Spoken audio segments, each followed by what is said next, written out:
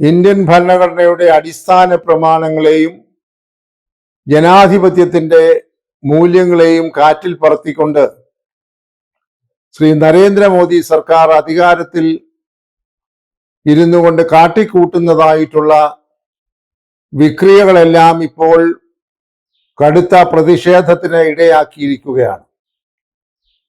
ആരെയും ലജ്ജിപ്പിക്കുന്ന തരത്തിൽ വോട്ട് മോഷണത്തിലൂടെയാണ് നരേന്ദ്രമോദി 2024 തെരഞ്ഞെടുപ്പിൽ അധികാരം പിടിച്ചെടുത്തത് എന്നതിൻ്റെ വ്യക്തമായിട്ടുള്ള രേഖകൾ ഓരോന്നോരോന്നായി പുറത്തു വന്നുകൊണ്ടിരിക്കുകയാണ്. ലോകത്തിലെ ഏറ്റവും വലിയ ജനാധിപത്യ രാജ്യം എന്ന് പറയുന്ന ഇന്ത്യക്ക് എന്തൊരു അപമാനമാണ് ഇത് വരുത്തി വച്ചിരിക്കുന്നത്. വോട്ട് ചോരി എന്ന് പറയുന്ന, വോട്ട് മോഷണം എന്ന് പറയുന്ന ആ ഒരു പ്രക്രിയ ഇന്ത്യയുടെ സ്വാതന്ത്ര്യാനന്തര കാലത്ത് ഒരിക്കലും കേട്ടിട്ടുമില്ല, ഉണ്ടായിട്ടുമില്ല. എന്നാൽ ഭാരതീയ ജനതാ പാർട്ടിയുടെ പ്രധാനമന്ത്രിയായി നരേന്ദ്രമോദി 3-ാം വട്ടം തെരഞ്ഞെടുക്കപ്പെട്ടത് ഇതുപോലെ വോട്ട് മോഷണത്തിലൂടെയാണെന്നുള്ളത് ഇന്ത്യയെ സംബന്ധിച്ചിടത്തോളം ഓരോ പൗരനും ദുഃഖത്തോടുകൂടി മാത്രമേ കാണുന്നുള്ളൂ.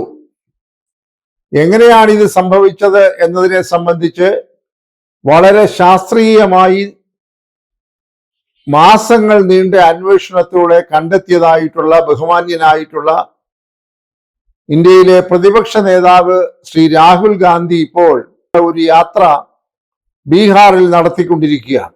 യാത്ര കൊണ്ട് ഉദ്ദേശിക്കുന്നത് ഒരു കാരണവശാലും ഈ തരത്തിലുള്ള ക്രമക്കേടുകൾ ജനാധിപത്യ സമ്പ്രദായത്തിൽ ഉണ്ടാകാൻ പാടില്ല. ബീഹാറിലെ തെരഞ്ഞെടുപ്പ് വളരെ വൈകാതെ നടക്കാൻ പോവുകയാണ്. ശ്രീ രാഹുൽ ഗാന്ധി കർണാടകയിലെ ഒരു പ്രത്യേക മണ്ഡലത്തിൽ മാസങ്ങളോളം നീണ്ടു നിന്ന പഠനത്തിന് ശേഷം കണ്ടെത്തിയതാണ് വോട്ടർമാരെ ചേർക്കുന്നതിലുണ്ടായ ഗുരുതരമായിട്ടുള്ള ക്രമക്കേടുകൾ. ഒരേ വീട്ട് മേൽവിലാസത്തിൽ 70-80 ആളുകളെ വോട്ടർ പട്ടികയിൽ ചേർക്കുക, വോട്ടർമാരുടെ വീടിന്റെ നമ്പറിന്റെ സ്ഥാനത്ത് 0 എന്ന് കാണിക്കുക, വോട്ടർമാരുടെ പിതാവിന്റെ സ്ഥാനത്ത് ABCD എന്നൊക്കെ എഴുതി ചേർക്കുക.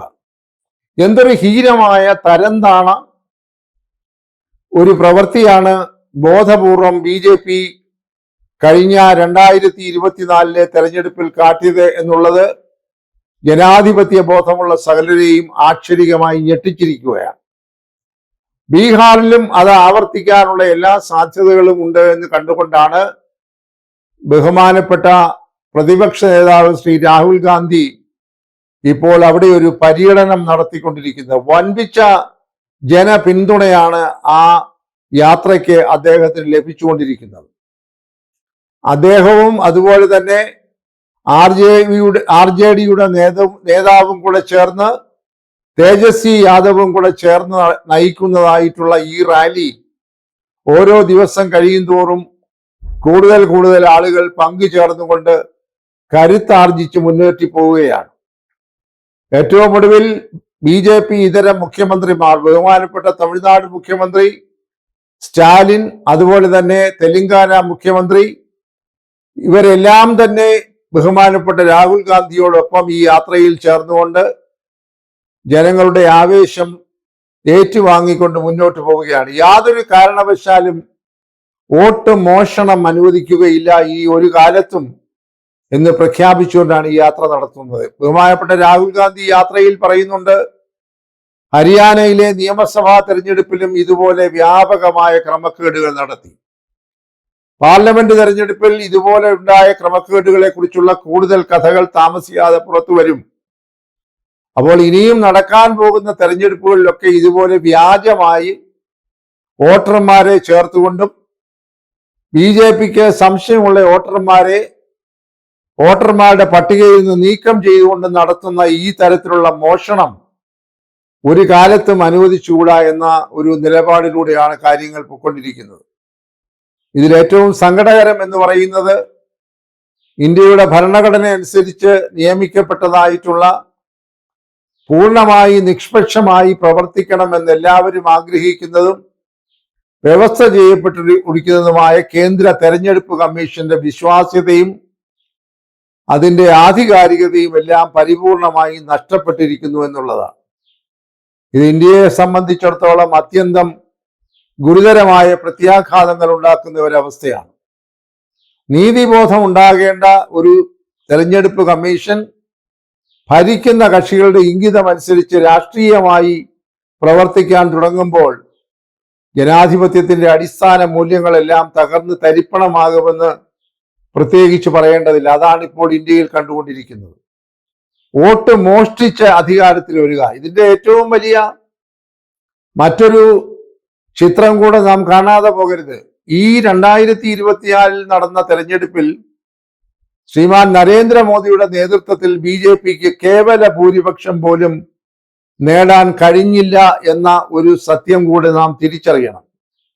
543 അംഗങ്ങളുള്ള ലോക്സഭയിൽ വെറും 240 അംഗങ്ങൾ മാത്രമേ ഭാരതീയ ജനതാ പാർട്ടിക്ക് ഇപ്പോൾ ഉള്ളൂ എന്നതാണ് പരമാർത്ഥം.